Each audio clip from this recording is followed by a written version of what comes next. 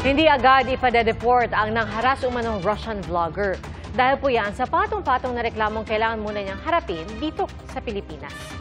Saksi, si Ian Cruz.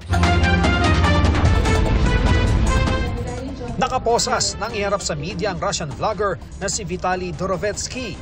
Nakangisi pa siya at may punto pang kinuha niya ang sombrero na hawak ng isa sa dalawa niyang bantay. Binawi rin naman ito agad sa kanya. Ang kanya namang mga daliri, tila may ipinahihiwatig. Hindi rin malinaw kung para saan ang ipinapakita niyang itim na booklet. Tinangka rin niyang kausapin si DLG Secretary John Vic Remulla pero pinigilan siya nito at ng dalawang bantay. Patong-patong na reklamo ang kinakaharap ni Vitaly dahil sa kaliwat kanang pangharas sa mga Pilipino. Kabilang rito ang pagkuha ng video na walang consent at pamamahiya sa iba pang gwardya sa Taguig. Bukod pa yan sa harassment ng isang matandang babae at pagmumura at pagtawa sa isang windsurfing instructor sa Boracay. Nang ipakita sa vlogger ang news reports ng kanyang mga ginawa. Nilibis natin to at hanggang walang verdict laban sa kanya ay hindi siya mag-deport. Dito lang siya sa Pilipinas.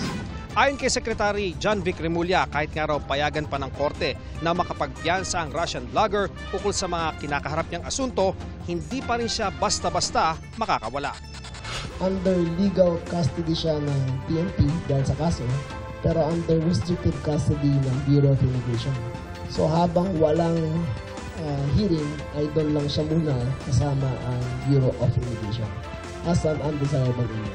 May batas kasi ang Bureau of Immigration na pwede sila mag-hold na kahit sinong undesirable alien. Hinahanap naman ang kanyang kasama na nagsilbi niyang cameraman. Para sa GMA Integrated News, ako si Ian Cruz, ang inyong saksi. Mga kapuso, maging una sa saksi. Mag-subscribe sa GMA Integrated News sa YouTube para sa iba't ibang balita.